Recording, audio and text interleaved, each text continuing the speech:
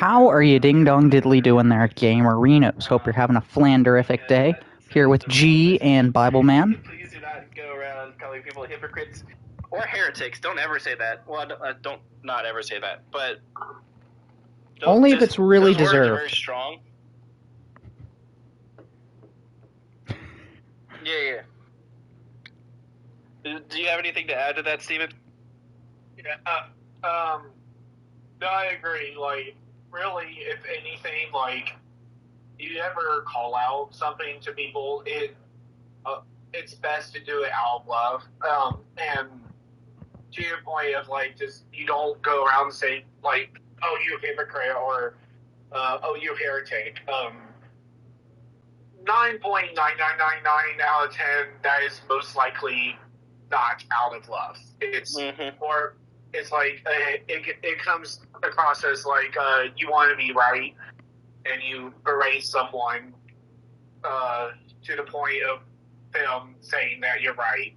Whereas instead, if a friend of mine who I love is struggling with something, I'd rather like pull them aside, show them scripture, let them be with them, but also tell the truth. It's like, hey man, this is not something you should be doing, and here's why.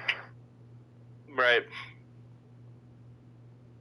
Ultra, did you want to quickly read like the first few verses of the chapter and give your input? Yes. Actually, you know what? I could just sum it up for your school for your stream, if you would like for me to do that too, or you can read it. I can do a speed read.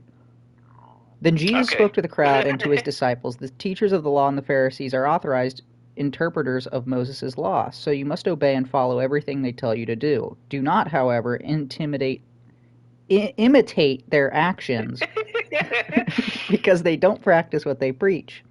They tie onto people's backs loads that are heavy and hard to carry, yet they aren't willing to even lift a finger to help them carry those loads. They do everything so that people will see them. Look at the straps with scripture verses on them, which they wear on their foreheads and arms, and notice how large they are. Notice how long are the tassels on their cloaks. They love the best places at feasts and the reserved seats in the synagogues. They love to be greeted and respected in the marketplaces and to have people call them teacher. You must not be called teacher because you are all equal and have only one teacher. And you must not call anyone here on earth father because you only have one Father in heaven. Nor should you be called leader because your one and only leader is the Messiah. The greatest one among you must be your servant. Whoever makes himself great will be humbled, and whoever humbles himself will be made great. How terrible for you, teachers of the law and Pharisees, you hypocrites! You lock the door to the kingdom of heaven in people's faces, but you yourselves don't go in, nor do you allow in those who are trying to enter.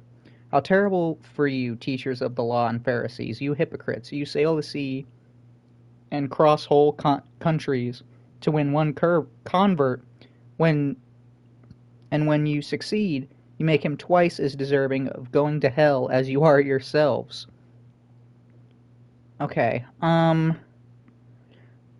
what I understand, the Pharisees and the Sadducees and all of them, were just, like, more interested in trying to keep a statute rather than, like, actually helping people, like, in any way, shape, or form. So Jesus is pretty upset with these people because, like, they claim to be doing things in his name, but are really more in it for their own, to smell, so that people will go around and tell them that their farts smell amazing, basically, is their motivation, when the motivation should be Jesus, and, well, I mean, I guess at that point it would be God, but, yeah. That is my interpretation here. Also, rereading that passage, and also, Stephen, feel free to interject whenever you have a point. But verse 12 stuck out to me again, and I think I was going to make a point on it, but then I forgot about it. But for those who exalt themselves will be humble, and for those who will but for those who humble themselves will be exalted. I think that is a great verse. Yes. If you boast in yourself, you are going to be humbled very fast, and I love that. I love that Jesus is like, no. It's almost like that. Well, not exactly, but it's almost like that toddler breaking down that tower. But not exactly, because it's not for a selfish way. Yeah, right. I'm gonna be He's honest. like, oh, I'm not too sure what you're talking It's about like, there. oh, you're trying to say what now? I'm not too sure what you're referencing there. He was saying like, as the like a kid's building up a tower and another kid comes over and knocks it down. Oh, I see what you're saying. I thought you were talking about like some specific kid in some specific tower.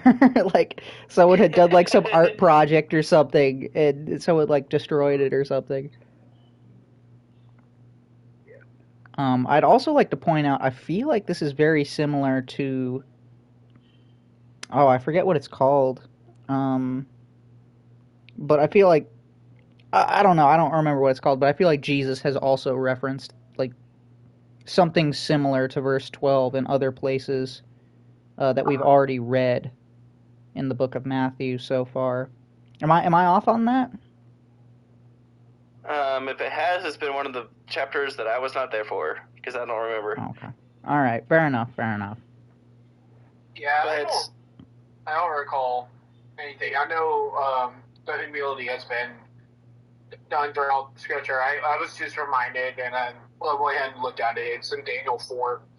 Also talks about Daniel 4 is about King Nebuchadnezzar. It was when he was so prideful, was wanting the statue. He's saying he's the greatest king in the world, but then God struck like a curse on him and make him like an animal for 7 years.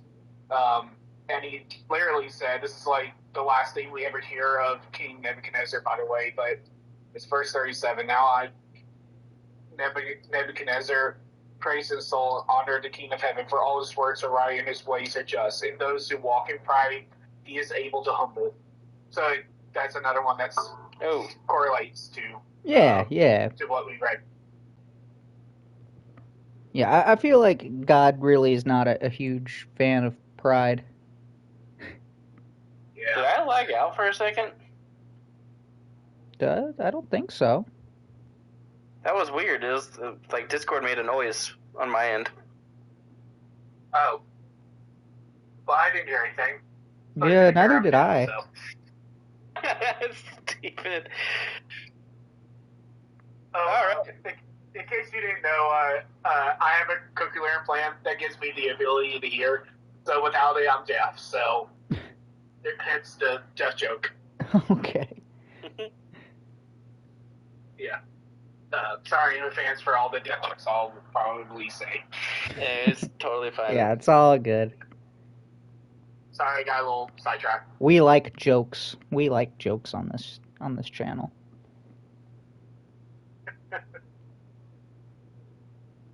We like to have fun here. All right. Stephen, did you want to continue reading in verse 10? Or sorry, gosh darn it. 16? Verse 16. You're good. Woe to you, blind guides, who say, if anyone swears by the temple, it is nothing. But if anyone swears by the gold of the temple, he is bound by his oath. You blind fools, for which is greater, the gold or the temple that has made the gold sacred? And you say, if anyone swears by the altar, it is nothing. But if anyone swears by the gift that is on the altar, he is bound by his oath. You blind man, for which is greater, the gift or the altar that makes the gift sacred? So whoever swears by the altar swears by it and everything on it. And whoever swears by the temple swears by it and by him who dwells in it. And whoever swears by heaven swears by the throne of God and by him who sits on it. Did you want to stop? Did you want to stop there? Yeah, because I feel like that's a good point. So one thing about it, so it seems like he's saying woe to you, who basically focus on the altar rather than the person that's on the altar is, in a nutshell, is what this particular emphasis is saying. Yeah. Right. Which actually makes a lot of sense, because one thing I do see a lot today is like a lot of people, you'll see crosses all over the place. Like people wear on the necklace, will have like it on display. Obviously, nothing wrong with that, but if you're not careful, a lot of times we will like to focus on the cross and like almost to the point of worshiping specifically the cross and not the person who was on it. If that makes sense. Right, right. Yeah, we're putting value on earthly things rather than, like, the one who created those earthly things. Yeah. I'm also going to get... yeah, I'm just going to say this. Since we do have 3 people in the chat, if you start talking, just continue talking. The other person will shut up. Okay. Because I feel like on my end, there might be a slight delay on y'all's too. So, just, if you keep talking, I'll shut up. I think that's a good system. Do that. Yeah. It also it completely, to me, it breaks the second commandment back in Exodus 20, where it says, "Do not have faith in images." Yeah. And I feel like a lot of people don't really see that, even in the church. Yeah, I think that's a good point. That I do like how it continues about it being like it's more about the symbolism of things, and like it's like, yeah, if you swear by the gold in the church, is not really gonna do much. Sorry, I lost the point, and now I'm kind of ad-libbing, and I'm probably just gonna stop talking now. You're good. Yeah. And just a little bit of a personal relatability of this passage. When I was a lot younger, I used to like go to the altar a lot in church whenever the pastor is finished preaching. But looking back, in a lot of those times, I tend to go to the altar because like when I was younger, I wanted everybody to see that I'm a good person, you know? And I made it more about me rather than giving it all to God. And I was called out on it by God himself about this, and I decided to change it to where, like, if I needed to deal with somebody with God, I'll just sit in my chair and focus on God, so that way no one can focus on me. I can just focus on God and without other people looking at me. So I can relate to this, and honestly, like, I was focused on the altar and focused on the atmosphere of what was going on, if that makes sense. Yeah, it's kind of like a callback to, I think it's in Matthew, where he says, like, those who, like, pray out loud for everyone to see, they've already, like, received their reward. Yeah. It's kind of what that makes me think of. That's a good passage. And they're, like, just talking about receiving their praise from humans, and that's their reward. They're not going to get any. Yeah. All right. That's a great verse. I'll pick up in 23, unless Ultra, you want to read? Sure, I can pick up. How terrible for you. Right. How terrible for you, teachers of the law and Pharisees, you hypocrites! You give to God 1/10, even of the seasonings, herbs, and such as mint, dill, and cumin. But you neglect to obey the really important teachings of the law, such as justice and mercy and honesty. These you should practice without neglecting the others. Blind guides, you strain a fly out of your drink, but swallow a camel. How terrible for you, teachers of the law and Pharisees, you hypocrites! You clean the outside of your cup and plate, while the inside is full of what you have gotten by violence and selfishness. Blind Pharisee, clean what is inside the cup first, and then the outside will be clean too. How terrible for you, teachers of the law and Pharisees, you hypocrites! You are like whitewashed tombs, which look fine on the outside, but are full of bones and decaying corpses on the inside. In the same way, on the outside you appear good to everybody, but inside you are full of hypocrisy and sins. How terrible for you, teachers of the law and Pharisees, you hypocrites! You make fine tombs for the prophets and decorate the monuments of those who lived good lives. And you claim that if you had lived during the time of your ancestors, you would not have done what they did and killed the prophets. So you actually admit that you are the descendants of those who murdered the prophets. Go on then and finish up what your ancestors started. You snakes and children of snakes, how do you expect to escape from being condemned to hell? And so I tell you that I will send you prophets and wise men and teachers, and you will kill some of them, crucify others, and whip others in the synagogues, and chase them from town to town. Wow, is this foreshadowing? As a result, the punishment of the murder of all innocent people will fall on you, from murder of innocent Abel to the murder of Zachariah, son of Berechiah, whom you murdered between the temple and the altar. All right, hard names to say. I tell you indeed, the punishment for all these murders will fall on the people of this day. Jerusalem, Jerusalem, you kill the prophets and stone messengers God has sent you. How many times I wanted to put my arms around all your people, just as a hen gathers her chicks under her wings. But you would not let me, and so your temple will be abandoned and empty. From now on, I tell you, you will never see me again until you say, God bless him who comes in the name of the Lord. Okay. Right. Real quick. So I am going to stop you. Okay. And go back all the way to verse 23. Actually, I'm going to go all the way to the beginning. Fair enough. I love how Jesus starts off his talking point with saying, hey, everybody, listen to the Pharisees because they know what they're saying. But also, screw y'all. Like, yeah, he's basically saying that these guys are book smart, but not common sense smart. Right. He's like, don't ever do what they do. And here's all of the points of why you shouldn't do what they do, but you should listen to what they say. Yeah. Right.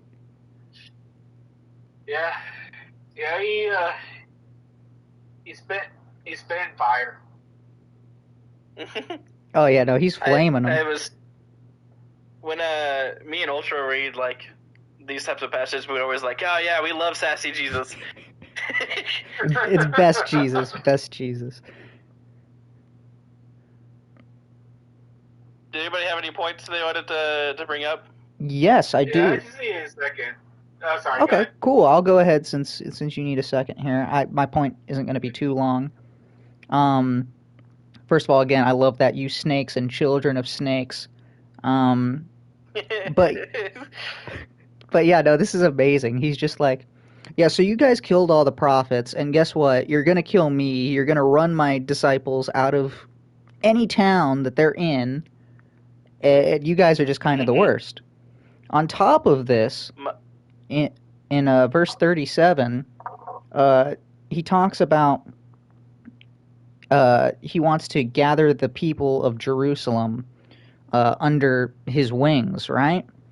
This is, I want to say, a callback to either Psalms or Isaiah, where God said that he's going to put his wings around the children of Israel, like a chick gathers her hens, or a hen gathers her chick. Sorry, other way around.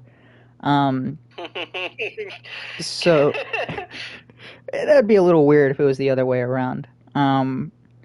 But yeah, this, like I said, is a big callback there, and people like to say that like Jesus doesn't like say he's God in Matthew, Mark, or Luke, but I mean that's pretty clearly him knowing exactly what he's saying here.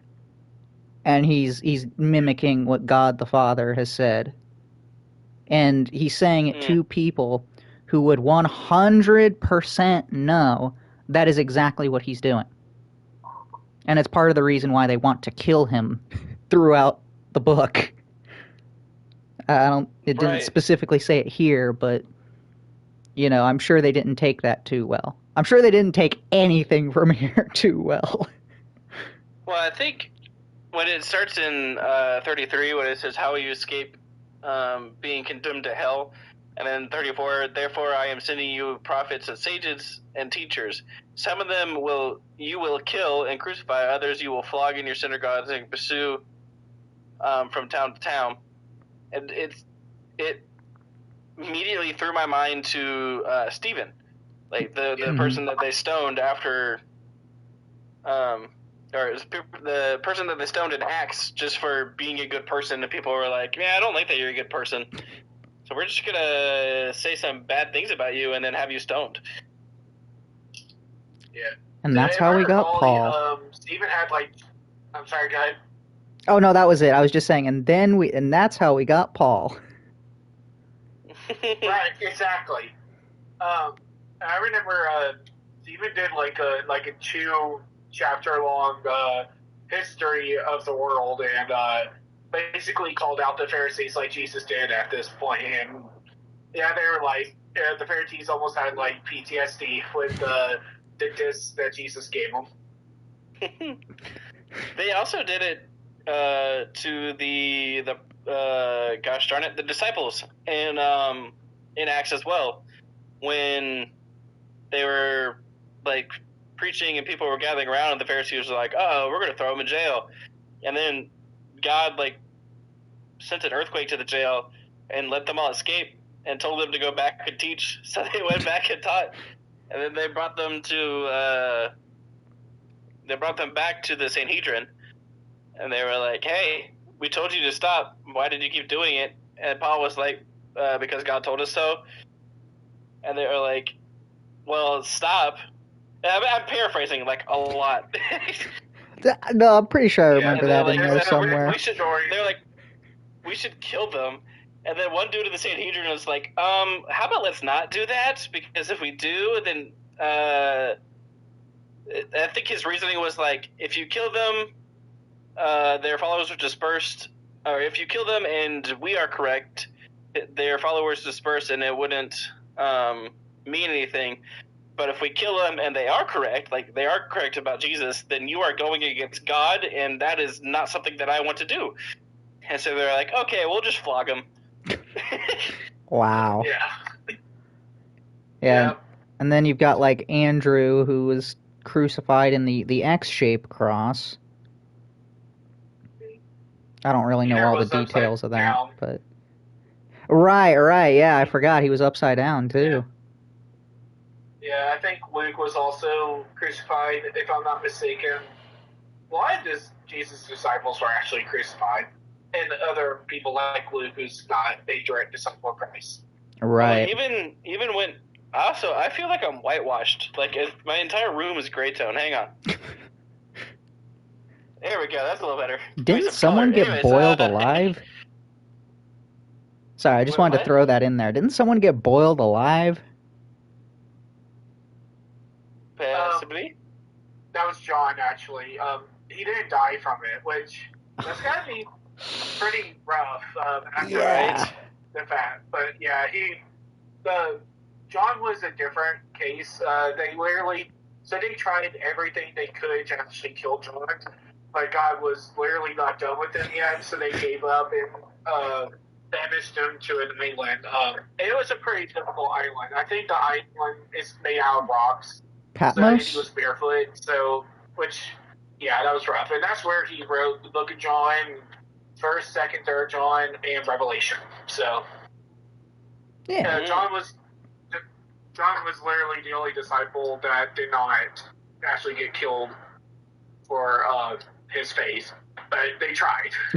Yeah, not from a lack of trying. Well, even, like, after, like, the story that I just told, which I think is Acts 5, if I'm not mistaken. I can't wait to get to Acts. Yeah, if y'all wanted to look up... Huh? Oh, I was Yeah, just. it was definitely early Acts. Yeah, I think it's Acts chapter 5. But basically at the end of that chapter, the disciples go out after being flogged. They go out rejoicing because they were able to be able to take the punishment for Jesus' sake. Let me read the actual words. I am almost positive it's Acts 5. The apostles left the Sanhedrin. It is Acts 5:41. The apostles left the Sanhedrin rejoicing because they had been counted worthy of suffering disgrace for the name of Jesus Christ. Sorry, I do a Bible study on Mondays. We're going through Acts. That's why this stuff is in my head as well. No, I gotcha. You're all good. Yeah. Like I said, can't wait to get to Acts. Like that one, Psalms, or sorry, Proverbs, and like Revelation, of course. Pretty excited for all of those. I've actually never read Revelation. I've got bits and pieces. It's a lot. My Bible knowledge, which this is something I openly admit because I need to get better. Yeah, I know. I need to get better at reading my Bible, but Revelation is one of the things that I have not read. I haven't read a lot. I haven't read any of the minor prophets, I don't think. So it's just why I'm like... Sorry. What were you saying? I need to work on the minor prophets as well. I read a few, but not all of them. Ecclesiastes was one of the favorite ones that I got, too. Yeah, I'm excited for that one, too. That was it.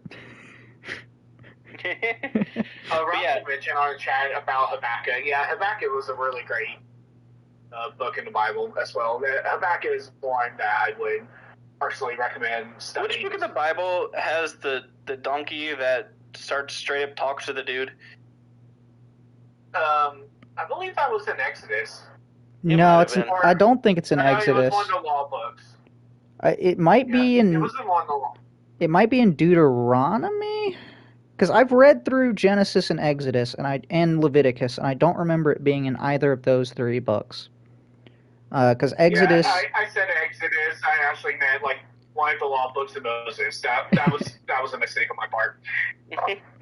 Yeah, I think it's funny that the Bible has some interesting stories in it. Like this dude traveling on a donkey, and he kept going the wrong way. And this angel was like appearing to the donkey, and the donkey was scared.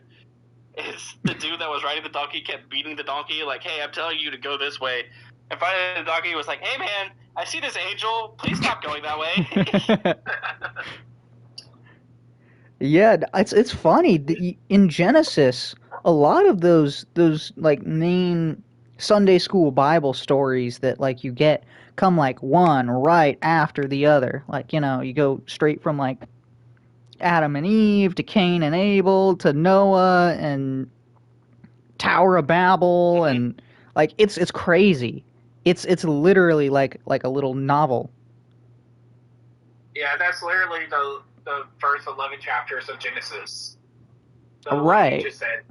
Right, exactly. It's crazy that it happens just like one right after the other. And then you get to Leviticus, and it's like nothing for a billion years. Well, I think that is a good place to stop, because we had finished the chapter. Does anybody have any last minute points to make? Yeah, it's just something that's been on my a lot lately. So actually, on Tuesday nights, the Bible study that I'm in, that Lister Jesus Freak, is going through like the law of Moses. Right now we're in Numbers. And I was just reminded, and one of the things I noticed from that, and it kind of relates to here, is you know how the Pharisees actually see Jesus, and he's doing all these miracles. He clearly has power, yet they still don't believe. And it reminded me in Exodus where God literally brought down a pillar of fire and a pillar of cloud to lead the people to the promised land. And the people have yet had the balls to complain, and it just relates to my personal life. It says there's been a lot of times well, granted, we don't see a pillar of fire and stuff like that, but it's just one of the things I've been reminded is that about how God, um, what God has done in my own personal life, and then I have the tendency to just to complain and stuff like that. That's just something I've been looking at and working on, and that's what the Pharisees kind of reminded me of. Like, because sometimes I'm the Pharisee, and that's something I need to work on. That's just a little bit of a takeaway type of thing. Yeah, I gotcha. Yeah, I know it's kind of unrelated, but I think that's funny that like they're wandering through the desert and they're like, oh no, it's over with. And it's like, but did you not just see that like God turned like the river to blood and like blocked out the sun and like sent a bunch of frogs and locusts and shit? Like I think you're gonna be okay. Like legit killed all of the Egyptians. Right. You were like, you came to this river, like a really big river, and God was like, you could cross. A river? No, it's a sea. The Egyptians trying to it's follow a you, and sea, like, not a river. So it's a sea. Oh yeah, the sea. Sorry. It's even bigger. And he's just like, yeah, no. All right, cool. We're just gonna like make the water part, you know, like have fun. Yeah, You walk such across. a cool scene to look at. Right? Yeah. And to the point where the ground was dry. Right, yeah. It says, it specifically says that it's dry ground. Mm-hmm. Yeah, that would have been bad if they like stepped in the mud. World. He could mess with the laws of physics. He created them. Yeah. Well, anyways, I know that was a little off topic, but I just I sometimes I see myself being like a Pharisee, and that's just something I'm scared of personally. And the reason why I share it is just so that like it's something that we should all be careful of, like just being a reminder that we literally have God in us, and and God has done good things to us, and sometimes we get blinded by Him and act like a Pharisee, and just be prideful and stuff like that. So, and basically make ourselves like God. Right. Yeah. I mean, we're human. We all go through those patches, but it's the desire to get back to trying to be more like God, I guess. Like his character, I should say. His character. Yeah, that's really what Christianity kind of. Well, no, not really. Never mind. Scrap that. I was gonna say that's kind of what it is, but like, it's a bit more than that, you know. No. That's exactly what it means. Do you know what Christian stands for? Ultra. Like, no, drop an egg of knowledge on me. It means little Christ. Oh yeah, I've heard that before. That's entirely what we're supposed to be. We're supposed to be a Christ-like. Right. You know, but I also just. Funny thing, sorry, go ahead. Sorry, I was just gonna say I just didn't want to take away from the fact that like we can't do it on our own, and it's because like Jesus died on the cross that we even have like a shot, you know. That was the only point I wanted to make there. Mm-hmm. Well, again, thank you everybody so much for being here. Thank you for Ultra. Thank you to Steven for joining us. Yes, thank you.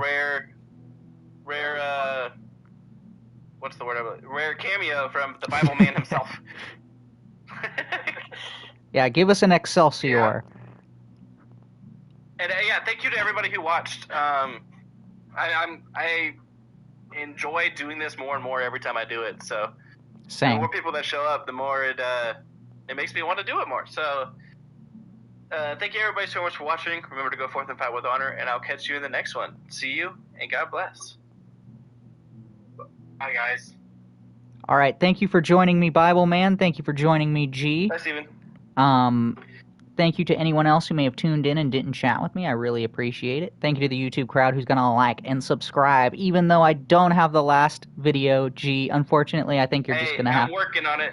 I was just am working on it. Okay, I was gonna say I think you might just have to upload it, and I might just put a link to like your YouTube channel, and we'll try to get it from there. Because I don't know if I'm gonna be able to download it from YouTube, if I'm being honest. So I think it would probably just be easier and for the best if you just upload it, and I go and like link your channel in the description. Yeah, I mean, I feel like that's probably the easiest course of option, or easiest course of action. Sorry. Well, let's do that. Cool. Come join my channel, people. Yeah, join his channel. Yeah, I'm not a content creator myself, so yeah, don't subscribe. I mean. Wow, he's got the true Nirvana spirit there. Yeah, but seriously, it's been a lot of fun. Oh wait, are you? Sorry, I didn't mean to interrupt your outro. Oh yeah, I forgot. I gotta finish that. I will see you all in the next one. Bye. All right. Oh my gosh, can you go public, please?